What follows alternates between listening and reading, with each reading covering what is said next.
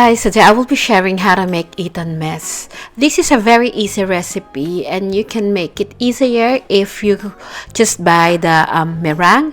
But if you want to make your own meringue, this is the procedure. For the ingredients for the meringue, actually I did this the night before to make the recipe easier. So this is 4 egg whites, 1 cup of granulated sugar, half a teaspoon of cream of tartar, half a teaspoon of salt, and 1 teaspoon of vanilla. I'm using a stand mixer, but you can use a handheld mixer to do this process. So in the stand mixer, I added the egg whites, the cream of tartar, and the salt. I'm gonna beat this until it starts to become frothy. So again, you can do the meringue the night before. So once the egg whites is frothy, we can start adding the sugar, 1 tablespoon at a time.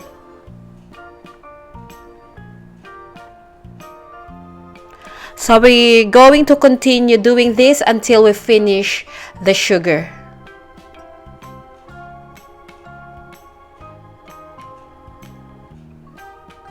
Once the sugar is all in, continue beating until the meringue is smooth. Check for the consistency.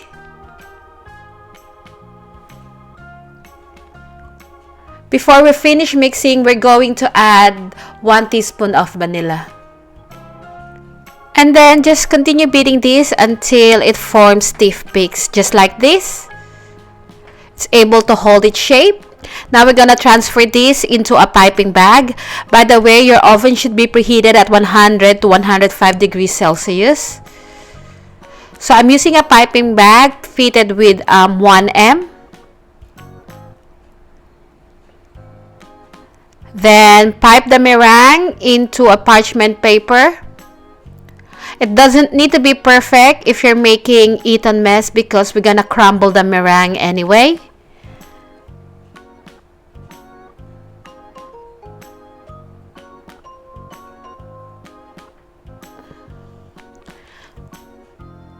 I'm also making little ones.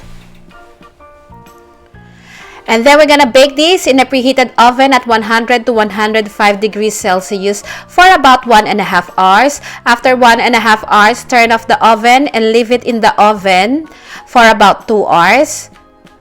So basically, we're just drying out the meringue. Again, bake at 1.5 hours and then turn off the oven and leave it in the oven for 2 hours. And this is what it looks like. This is actually the day after. We're going to assemble our Eton Mess now. So I've got the meringues in here. I'm using 2 punnets of strawberries, 500 ml of cream. This is 4 tablespoons of granulated sugar and then 2 tablespoons of granulated sugar. We need 1 teaspoon of vanilla and also 1 tablespoon of water. We're gonna make the strawberry sauce. So using the 1 punnet of strawberries, I'm cutting it into quarters. You may use a board to cut the strawberries. I'm just too lazy. So to this, I'm adding the sugar, but I'm gonna stop for a second and let the strawberries release its own water for a little bit. About 15 minutes will do. After 15 minutes, we're ready to cook the strawberries. So using low heat, we're going to let the strawberries soften up.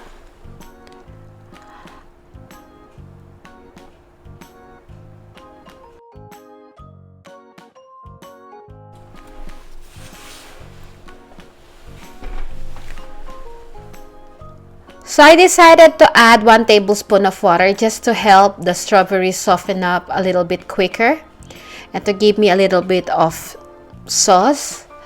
So once the strawberries are soft, we can use a potato masher or a fork to smash the strawberries or to puree it. You can use a blender to do the process, but it's not necessary. So once the strawberry sauce thickens up a little bit, transfer it into a bowl and let it cool down completely. While the strawberry sauce is cooling down, let's move on slicing the remaining strawberries. We're gonna cut this into small chunks. So this is 8.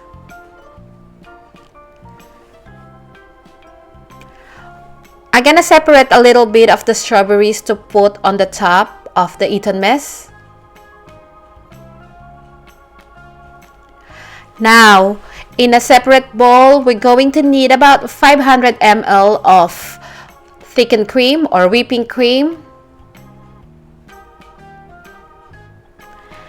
There's not really an exact measurement for this. You're gonna do this according to your liking. So into the thickened cream, I'm adding 4 tablespoons of sugar. Again, while you're making the steps, you have to keep on tasting to see if you are satisfied with the taste. And now I'm adding vanilla, and we're gonna whip the cream until it is soft peak, or until it reaches soft peaks. So this is now ready. This is the consistency that I like. I'm going to add the strawberries.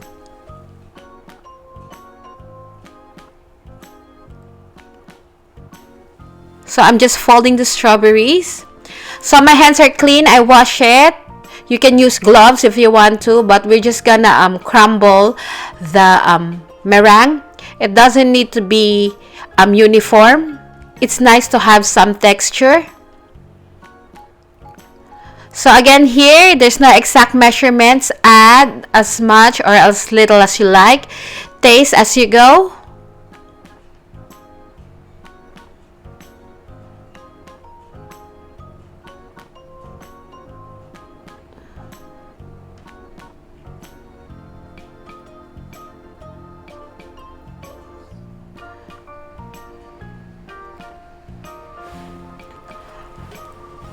So once you're happy with the taste, you can transfer this in your serving platter or into individual cups.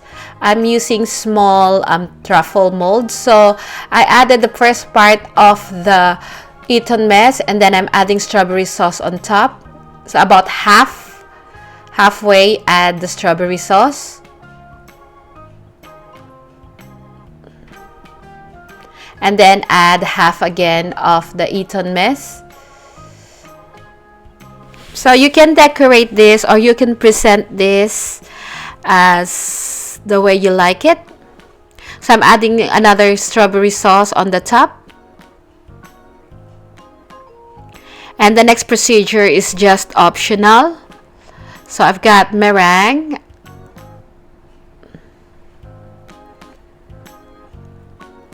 And then I'm adding the strawberry that we reserved.